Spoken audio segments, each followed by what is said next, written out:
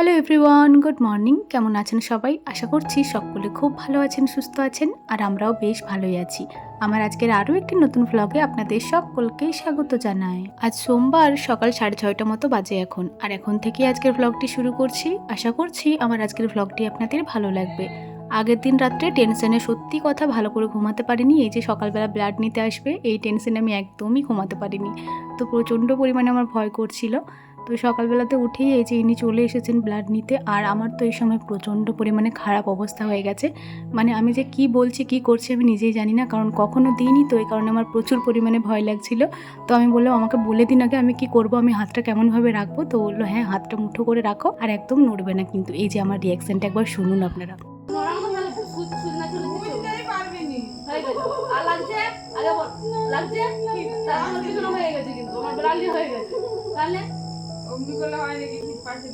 আমার ব্লান্ডি হয়ে গেছে, এত বড় ছিলি আর ব্লান্ডি হয়ে গেছে, তুমি একদম কাঁদবে না। দূর থেকে যদি বুঝতেই পারবে না, এ দূর থেকে যদি কম বয়স আবার দেখতে পেলি হাসপাতালে বুঝতে পারলে আমি ব্লাড সুস্থ ফুটলাম, বুঝতে পারলে ও আবার নেবে নাকি না না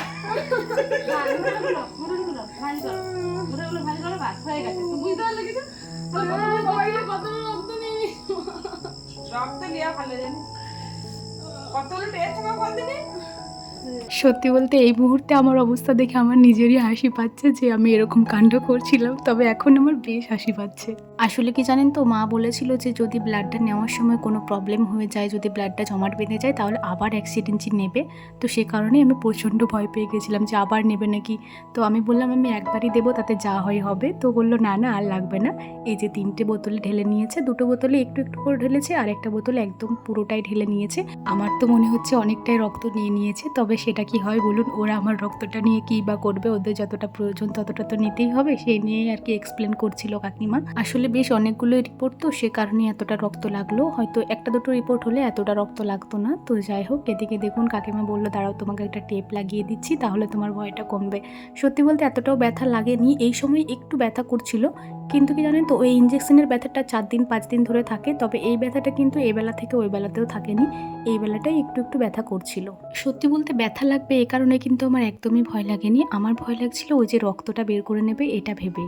যাই হোক, সকালে উঠেই আমার যে ভয়ের কারণটা ছিল ওটা শেষ হয়ে গেছে, তো ভালোই হয়েছে। তারপর একটু শরবত টরবত খেয়েছিলাম, তার আগে তো জল টল কিছুই খাইনি।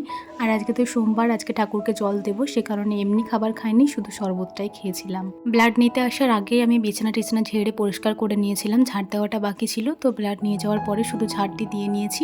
আর মা বললো যে তোকে আজকে ঘর দুয়ার মোছার কোনো দরকার নেই, মফ নিয়ে হলেও আজকে যদি একটু অসুবিধা হয়ে যায়। তো আমিও ভাবলাম যে হ্যাঁ ঠিকই, তো যদি আবার ব্যথা করে, সে কারণে আজকে আর ঘর দুয়ার মুছিনি, মাই মুছে দিয়েছিল।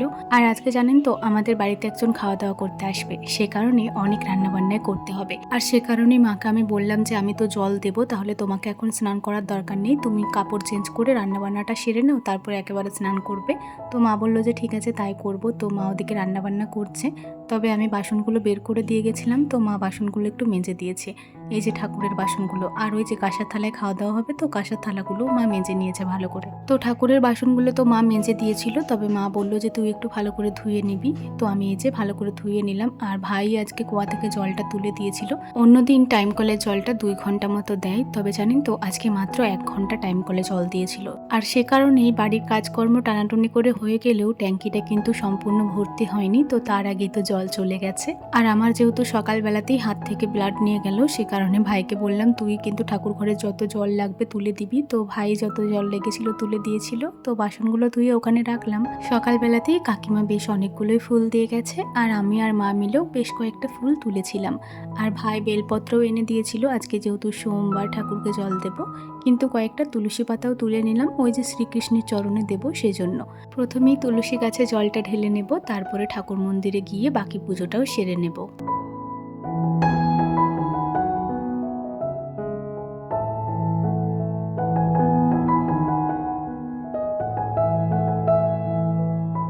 তুলসী গাছে জল দেওয়া তো কমপ্লিট, তো এখানে প্রণামটা সেরে এই যে ফুল বেলপাতা এমনকি ঠাকুরের বাসনগুলো নিয়ে ঠাকুর মন্দিরে চলে এলাম। এরপরে ঠাকুর মন্দিরের পুজোটাও সেরে নেব।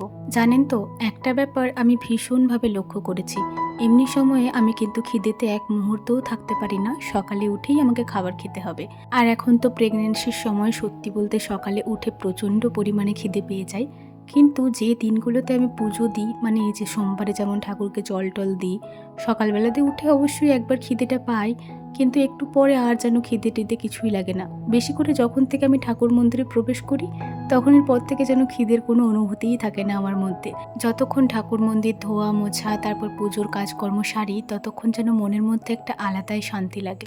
যাই হোক, এদিকে দেখুন আপনাদের সাথে কথা বলতে বলতে আমি পুজোর জোগাড়টাও অনেকটা এগিয়ে নিয়েছি। ওই যেমন ঠাকুরের গ্লাসগুলোতে জল ভর্তি করে নিয়েছি, ওই গ্লাস দুটিতে কিন্তু গঙ্গা জল দেওয়া আছে।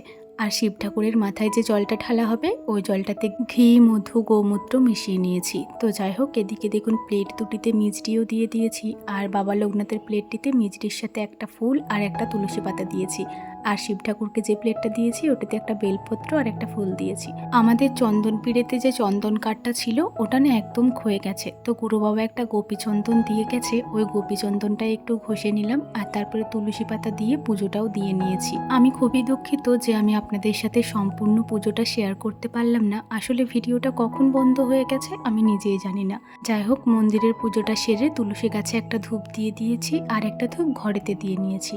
এরপরে মাথাতে যে গামছাটা পেঁচিয়ে রেখেছিলাম ওই গামছাটা খুলে নিয়ে চুলটা একটু ভালো করে ছেড়ে নেব, তারপরে গামছাটা এখানেই মেলে দেব। গামছাটা বেশ অনেকক্ষণ ধরেই পেঁচিয়ে রেখেছিলাম যাতে চুলের জলটা বেশ ভালো করেই ঝরে যায়।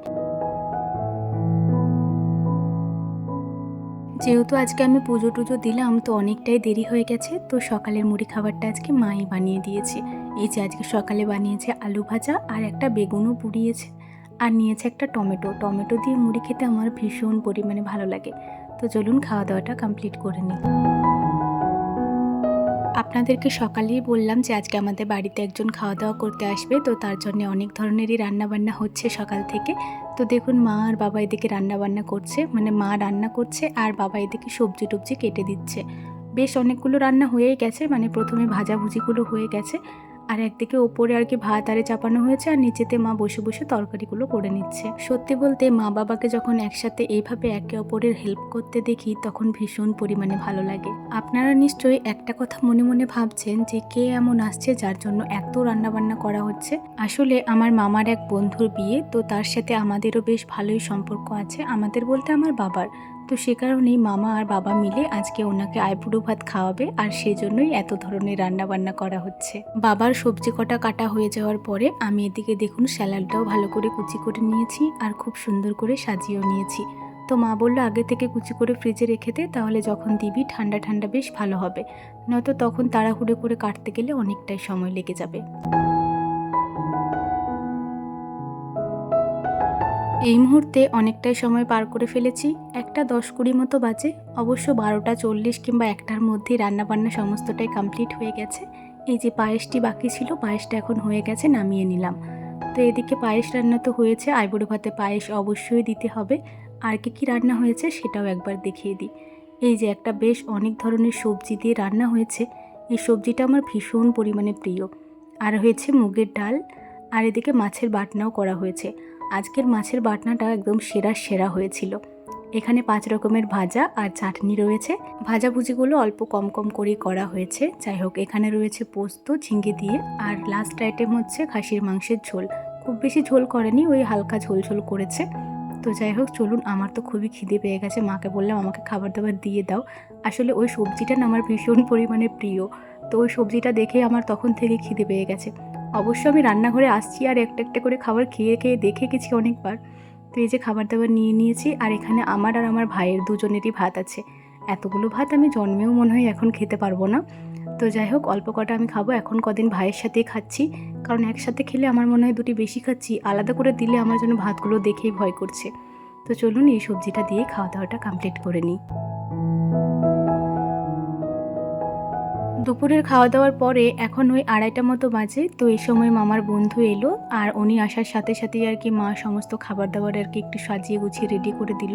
উনি একটু ঘরেতে বসে আছে, বাবা ওনার সাথে গল্প করছে। আর এই যে পশন মামাকে আমি বললাম তুমি গ্লাসটিতে 1 গ্লাস জল ঢেলে দাও, তাহলেই যেন এখানটা সম্পূর্ণ হয়ে যাবে। হ্যাঁ হ্যাঁ, একটা জিনিস অবশ্য বাকি রয়েছে, ওই যে পায়েসের বাটিটা। তো মাকে বললাম তাড়াতাড়ি নিয়ে এসো। এই যে সমস্ত জিনিসগুলো দেওয়া হয়ে গেছে, কি সুন্দর দেখতে লাগছে না? আর এই যে এই মামাটারই বিয়ে, তো এনাকেই আইবুড়ো ভাত খাওয়ানো হলো আজকে।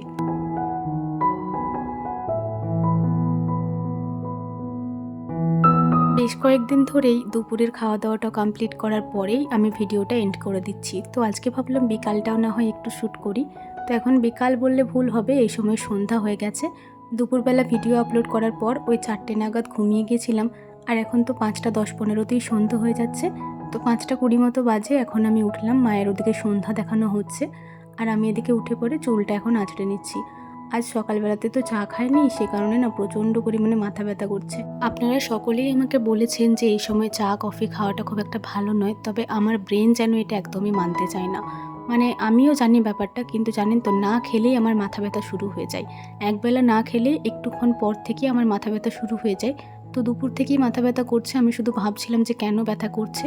হঠাৎ করেই মনে পড়লো যে হ্যাঁ, আজ সকালে তো চা খাইনি। আর সে কারণে বিকালবেলা ঘুম থেকে ওঠার সাথে সাথেই মাকে বললাম যে মা একটু চা করে দাও, নয়তো আমার মাথা ব্যথায় ফেটে যাচ্ছে। তো মা ওদিকে সন্ধ্যা দেখানোর পরে চা করছে, আর আমি এদিকে ততক্ষণকে চুলটা আঁচড়ে নিলাম। আর এই যে কপালে সিঁদুরটাও ঠেকিয়ে নিয়েছি। যে কটা এক্সট্রা চুল মাটিতে পড়েছিল ওগুলো নিয়ে এখন কৌটোর মধ্যে রেখে দেবো। আর এই যে 1 কাপ চা নিয়েই আজকের ভিডিওটা শেষ করছি। ভিডিওটি ভালো লাগলে অবশ্যই লাইক কমেন্ট করবেন এবং সাবস্ক্রাইব করে আমার ছোট্ট চ্যানেলটির পাশে থাকবেন। সবাই ভালো থাকবেন, সুস্থ থাকবেন। আবারও দেখা হবে পরের কোনো একটি ভ্লগে। টাটা।